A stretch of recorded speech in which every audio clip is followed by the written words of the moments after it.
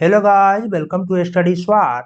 Malaysia ने भारत के fighter jet LCA Tejas की जगह साउथ कोरिया के फाइटर जेट F-50 को परचेज करने का फैसला किया है। यह भारत के लिए बहुत बड़ा झटका है, क्योंकि भारत सरकार डिफेंस एक्सपोर्ट को बढ़ाने के लिए लगातार प्रयास कर रही है। तो आइए जानते हैं कि मलेशिया ने साउथ कोरिया के साथ कितने फाइटर जेट की डील फाइनल की है और उसने एलसीए तेजस को परचेज करने से क्यों इनकार कर दिया है। इससे पहले आपसे यह प्रश्न है कि किस देश ने नीडल फ्री कोविड-19 वैक्सीन को अप्रूव कर दिया है? USA, China, Russia, Israel? इसका उत्तर आप कमेंट सेक्शन में जरूर दें। सही उत्तर की जानकारी मैं वीडियो के अंत में दूंगा। मलेशिया ने हिंदुस्तान एरोनॉटिक्स लिमिटेड एचएएल द्वारा निर्मित लाइट कॉम्बैट एयरक्राफ्ट तेजस को परचेज करने की इच्छा जताई थी, लेकिन इसमें साउथ कोरिया की कंपनी ने बाजी मार दी है। मलेशिया अब साउथ कोरिया के साथ 18 F-50 फाइटर जेट की डील फाइनल करने वाला है। मलेशिया के साथ तेजस फाइटर जेट की डील को लेकर एचएएल पूरी तरह से आश्वस्त था कि यह डील उसे ही मिलेगी। एचएएल मलेशिया को इस डील में 18 तेजस एयरक्राफ्ट के साथ साथ सुखोई 30 फाइटर जेट के मेंटेनेंस को लेकर भी सहयोग देने को तैयार था। सुखोई 30 को मलेशिया ने रूस से परचेज किया है और रूस पर लगे सैंक्शन के कारण सुखोई 30 के स्पेयर पार्ट्स को परचेज करने में मलेशिया को परेशानी का सामना करना पड़ रहा है।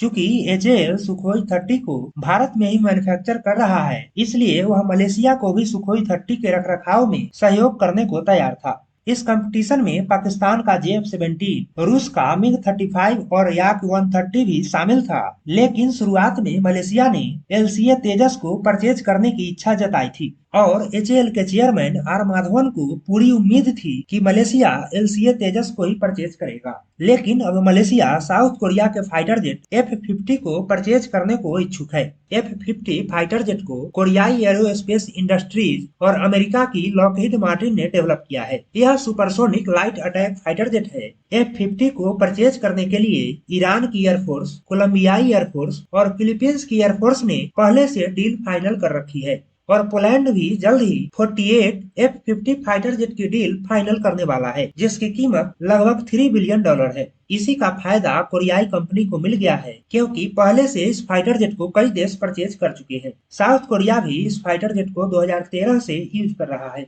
जबकि तेजस का मार्क 1 वर्जन अभी तक इंडियन एयरफोर्स में शामिल नहीं हुआ है। इंडियन एयरफोर्स ने तेजस के मार्क 1 वर्जन को 2024 में इंडक्ट करना शुरू करेगी। इंडियन एयरफोर्स ने 48,000 करोड़ की लागत से 83 तेजस मार्क 1 की डील फाइनल की है, जिसे 2030 तक सभी फाइटर जेट को इंडियन एयरफोर्स को सौंप दिया जाएगा। तेजस फाइटर जेट को डेवलप करने का प्रस्ताव भारत सरकार ने 1969 में रखा था और इस एयरक्राफ्ट को डिजाइन और डेवलप करने की जिम्मेदारी एचएएल को सौंपी गई थी। MiG-21 को रिप्लेस करने के लिए तेजस फाइटर जेट को डेवलप किया गया है, लेकिन इतने वर्षों के बाद भी तेजस MiG-21 को रिप्लेस नहीं कर सका है। इंडियन एयरफोर्स तेजस के मार्क 1 वर्जन को परचेज करेगी, जिसका पहला बैच 2024 में एयरफोर्स को सौंपा जाएगा। भारत वर्तमान में तेजस के नए वेरिएंट तेजस मार्क 2 को भी डेवलप कर रहा है, जिसे हाल ही में भारत सरकार से मंजूरी मिली है। तेजस मार्क 2 मिराज और MiG-29 फाइटर जेट को रिप्लेस करेगा। भारत को मलेशिया के साथ डील फाइनल नहीं होने पर नुकसान जरूर हुआ है, लेकिन भारत सरकार डिफेंस एक्सपोर्ट को लगातार बढ़ाने का प्रयास कर रही है। अगर यह डील फाइनल हो जाती तो डिफेंस एक्सपोर्ट को बहुत बड़ा बूस्ट मिलता। भारत का डिफेंस एक्सपोर्ट काफी तेजी से बढ़ रहा है।